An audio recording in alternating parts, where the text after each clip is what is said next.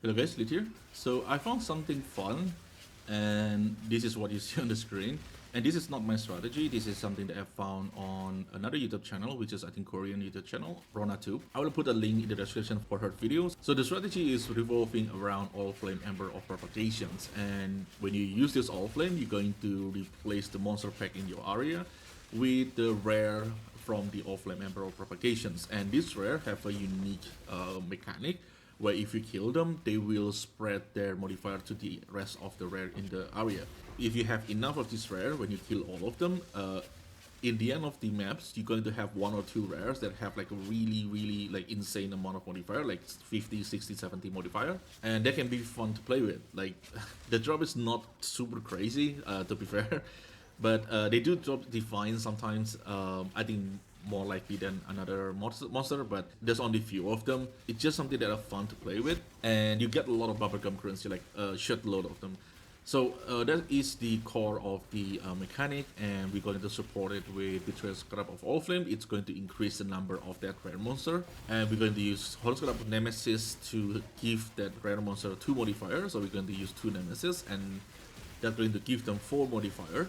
And for the last one, I'm using whips. I don't know if whips is the best, but this is just an easy choice for like extra drop, something like that. But there's probably something you can play around it. But the first 4 scarab is the mandatory one. The propagations, the all flame, and the nemesis, 2 nemesis.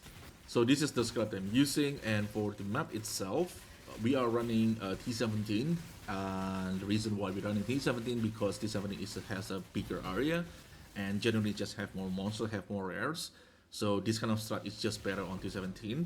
But also T17 drop Uber Fragment, which at this state of the game, I think if you can move your farm to T17, you should, because that Uber Fragment is worth quite a lot of currency. So that's why T17. And for the map itself, I'm looking for a Scarab and currency.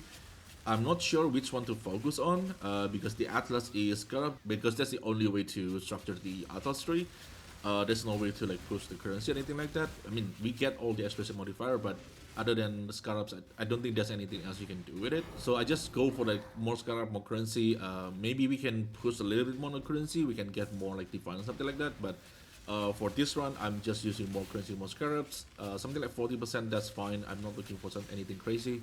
And all of my T17, I buy it around like T35 to 40C. I will leave the trade link in the description for that if you guys want to check it out. And another thing about the map is make sure you do not have a mod that are repeat, because you do not want to fight a monster with, have like 50, 60 modifier with a repeat mod. It's going to be really rough. So that's about the maps. And for the Atlas tree, this is just a basic Atlas tree that, have a lot of scarabs, because you're basically just farming a rare monster, so there's nothing much you can do about it.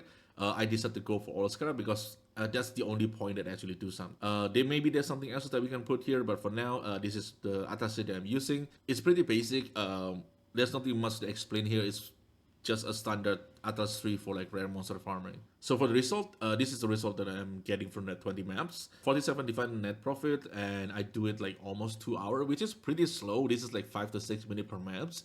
Ideally, you probably want something like 4 to 5 minutes. My character is not really made for this kind of stuff.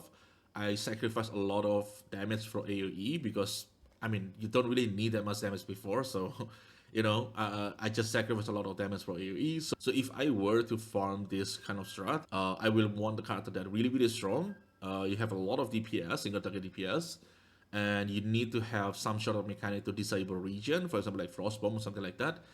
Because this rare monster with like 50, 60, 70 modifier can regen like crazy. So a mechanic that can disable the regen is actually really good for this kind of strategy. And also in these 20 maps, I think I failed around like 5 to 6 maps. So this 25 defense is like, you definitely can go higher than this, I'm pretty sure, because I do fail in like 5 to 6 maps where I cannot kill the rare at the end. So you definitely can get more than this. 25 defense per hour I think is pretty conservative. So this is basically what the loot looks like. There's a lot of scarabs because there's a lot of scarab on our tree. And you get a lot of fusing, a lot of alterations, because this is what the rare modifier, some rare modifier convert an item into fusing or alterations. So this is what you're going to get like most of the time.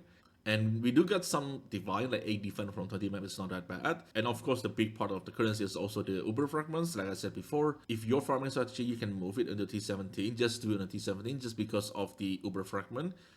It worth quite a lot of currency, so there's just extra currency with the current state of the game. I mean, what choice do we have, right? If you want more currency, do it on T17, something like that. And I personally don't like T17, but like I said, what choice do we have?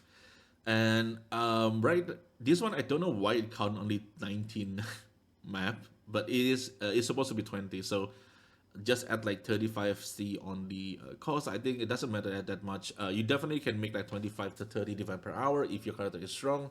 If you can do this efficiently, I think with the data that we have right now, 30 divine per hour is very possible. Yeah, we got few scarabs that are good.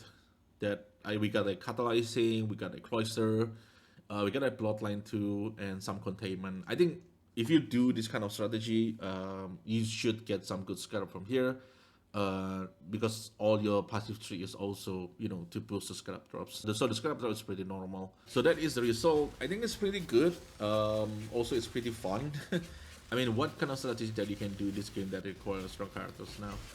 I think they already butcher most of it, is not, if not all of them. So this strat is pretty fun to play because of that. And the profit is also not that bad, so this is something you can look into if you want to. And you're also going to get a lot of like sixling. Like, please don't pick them up. It looks good on the showcase, but I do not pick any single of them because it's just going to take too much time for you to like loot all the sixling and sell all of them for 20 fusing. It's just not effective, and you're going to run out of portal. And that's basically it for the video. I just want to make a video about this because I play around with it. It seems pretty fun. The drop is pretty good, so this is something that you can do if you want to. And just a reminder, there will be a developer interview by Ciceron. This is the time, so if you want to tune in, Ciceron will interview GGG about the, I don't know, the current state, I guess. I hope Ciceron bring that one up. Personally, I don't really have a high hope there, but maybe something happens, maybe they comment something about it, I don't know. But this is something you can check out if you want to.